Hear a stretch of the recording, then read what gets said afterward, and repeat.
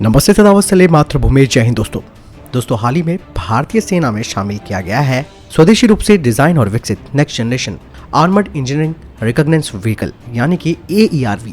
ये क्यों इतना महत्वपूर्ण है भारतीय सेना के लिए, ये बात जानना आपको बेहद जरूरी है। उससे पहले हम जानेंगे कि दरअसल इस तरीके के जो व्हीकल्स हैं यानी कि वाहन है, उन्हें डिजाइन और डेवलप किया जाता है DRDO की दो फैसिलिटीज में। पहला the vehicle research development establishment यानी कि VRD जो कि अहमदनगर में है, और दूसरा the research and development establishment जो कि पुणे में है। AERV यानी कि आर्मर्ड इंजीनियरिंग रिकॉग्नाइज्ड व्हीकल को ऑर्डिनेंस फैक्ट्री बोर्ड मेडक के द्वारा बनाया गया है और BL पुणे ने इसमें कई इलेक्ट्रॉनिक और सेंसिंग उपकरण स्थापित किए हैं और ये वाहन 90% से अधिक स्वदेशी सामग्री का है। इसकी क्षमताओं को भी जान लेते हैं। दरअसल AERV एक वर्सेटाइल यानी कि बहुमुखी BMP-2K amphibious infantry combat vehicle है जो पानी की टोह लेने यानी कि वाटर रिकॉग्नाइजेंस, लैंड रिकॉग्नाइजेंस, नेविगेशन और डेटा बैकअप के लिए महत्वपूर्ण जो इंस्ट्रूमेंट है उनसे लैस है। इससे दुश्मन के इलाकों में जमीनी और पानी के भीतर सर्वेक्षण करने वाले सैन्य इंजीनियरों को एक टैक्टिकल और लड़ाकू आवश्यकताओं को पूरा करने के लिए डिजाइन किया गया है और मुख्य रूप से इसे दो तरीके से इस्तेमाल में लाने योग्य बनाया गया है। इसका इस्तेमाल ऑफेंसिव यानी कि आक्रामक और डिफेंसिव यानी कि रक्षात्मक दोनों कार्यों के लिए असॉल्ट ब्रिज निर्माण के लिए बनाया गया है। भारत इलेक्ट्रॉनिक्स लिमिटेड ने कहा कि AERV नदी के किनारों पर मिट्टी की असर क्षमता को मापने में सक्षम है, जो कि ये निर्धारित करने के लिए है कि क्या वे गो नो गो के आधार पर सैन्य वाहनों के लिए मोटर योग्य हैं, यानी कि पुल बिछाने के लिए जो महत्वपूर्ण पैरामीटर जिसे कहा जाता है।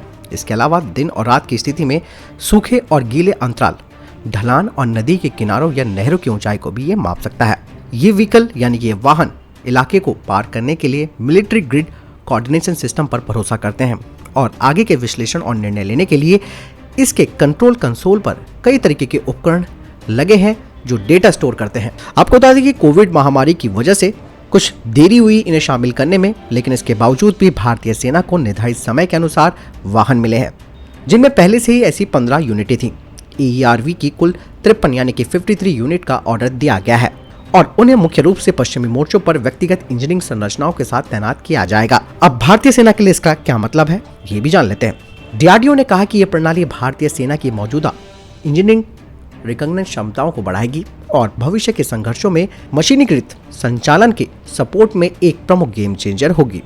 MM नरवणे जी ने इस बारे में कहा है कि हमारे पास जो पुराने रिकॉग्नाइज्ड वाहन थे जिनका अलग अलग कार्यों में इस्तेमाल किया गया था, लेकिन बदलते युद्ध क्षेत्र में हम नई क्षमताओं और नया उपकरण हासिल कर रहे हैं। यदि ये उपकरण स्वदेशी रूप से निर्मित होते हैं तो ये गर्व की बात है। बता दें कि DRDO के द्वारा विकसित एक शॉर्ट स्पैन ब्रिजिंग सिस्टम को भी हाल ही में शामिल किया गया था, यानी कि चीन को ध्यान में रखते हुए भारत स्वदेशी रूप से तैयार किए गए नेक्स्ट जनरेशन वाहनों को लगातार शामिल कर रहा है और सबसे खास बात यह है कि इन सब में स्वदेशीकरण की जो प्रक्रिया है वो काफ़ी ज़्यादा है।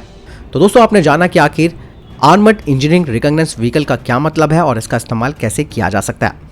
अगर आपको जानकारी पसंद आई तो वीडियो को लाइक कमेंट जरूर कीजिएगा। साथ ही वीडियो के संबंध में कोई प्रश्न जवाब या सवाल है कमेंट सेक्शन में लिखकर जरूर पूछेगा। मिलता हूं वीडियो के साथ, ख्याल रखिएगा अपना। नमस्कार, जय हिंद, वंदे मातरम।